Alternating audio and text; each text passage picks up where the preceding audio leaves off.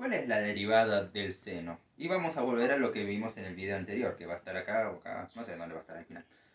Pero dijimos que la función seno, o por regla, sería coseno. ¿Por qué? Vamos a aplicar la definición de por qué se llega de un lado a otro.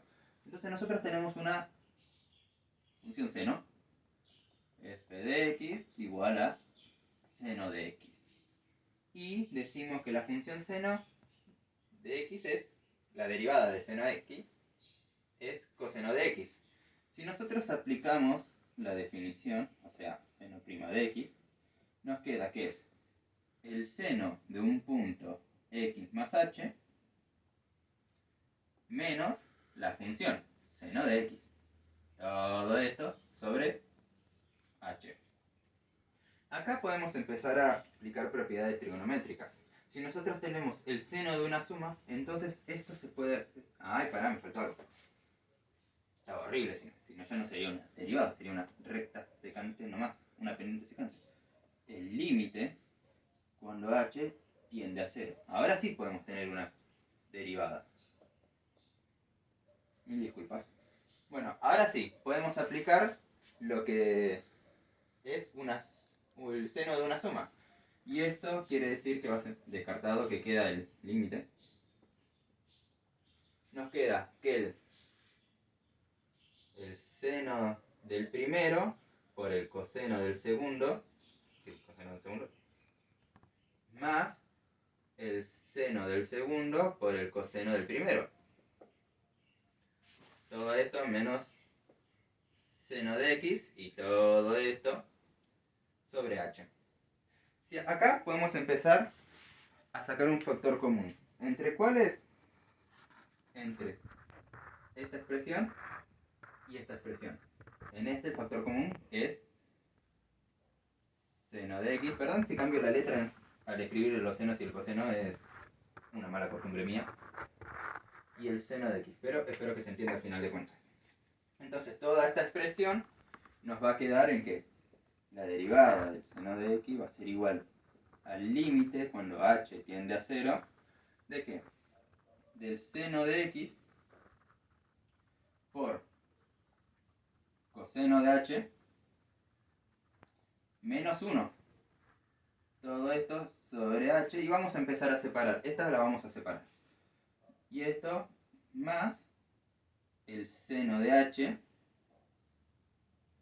por el coseno de x sobre h.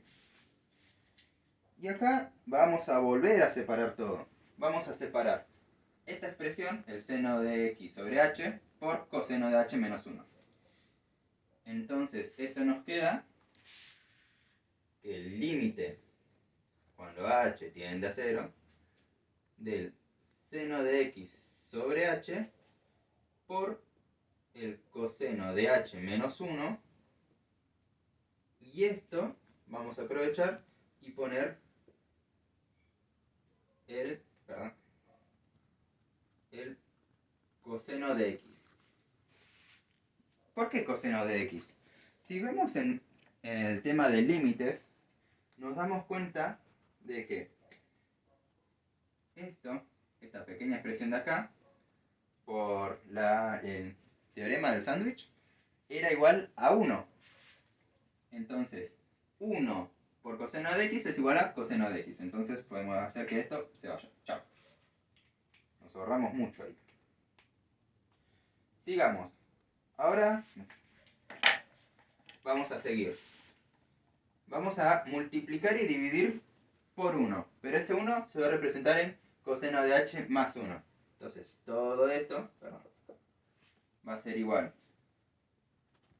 al límite de h tendiendo a 0 de seno de x sobre h por el coseno de h menos 1 por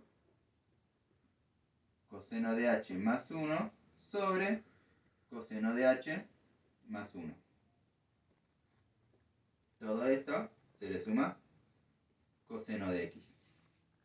Si aplicamos otra vez propiedades, podemos decir que el coseno de h más 1 abajo se va a quedar igual.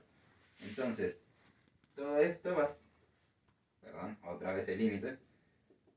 Límite de h tendiendo a 0, ¿de qué? De h por coseno de h más 1 por... y arriba sería...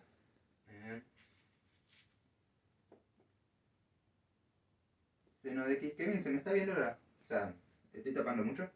Un poco sí. Perdón. Bueno. ¿Y acá qué vamos a poner? Coseno por coseno es igual a coseno cuadrado de h. Coseno cuadrado de h.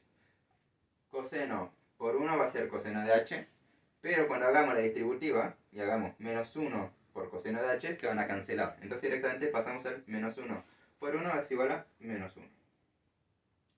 Todo esto más coseno de x. Y ahora vamos a hacer una pequeña pausa, un pequeño cálculo auxiliar. Lo vamos a separar acá.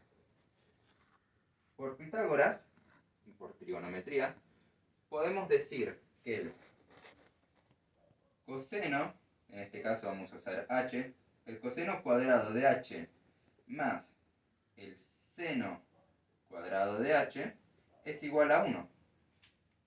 Y, oh casualidad, acá tenemos coseno de h menos 1. Entonces podemos decir que si esto cambiamos de lugar, nos queda que el coseno cuadrado de h menos 1 va a ser igual a menos seno cuadrado de h. Entonces, toda esta expresión vamos a cambiarla. Entonces nos queda que esto es igual al límite de h tendiendo a 0 de qué? Del seno de x por el menos seno cuadrado de h sobre h por coseno de h más 1. Todo por más coseno de x. Bien. Y ahora vamos a mover un poco estas cosas. Vamos a hacer que el signo se ponga en el menos seno y esto nos quede en de este lado. Sería. Entonces nos queda que es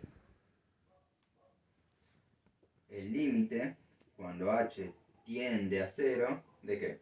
De menos seno de x sobre coseno de h más 1 por, y acá el menos seno de x, que en este caso como el negativo pasa a ser del seno de x, vamos a ponerlo que es, qué atrevido que sea, seno de x, ahí está.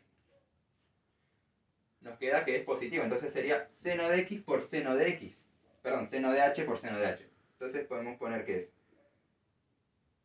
seno de h por seno de h sobre h. Y esto más coseno de x. Y veamos.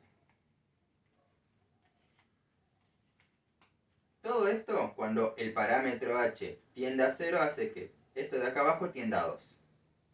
Y acá, otra vez podemos aplicar el teorema del sándwich. Esto va a tender a 1.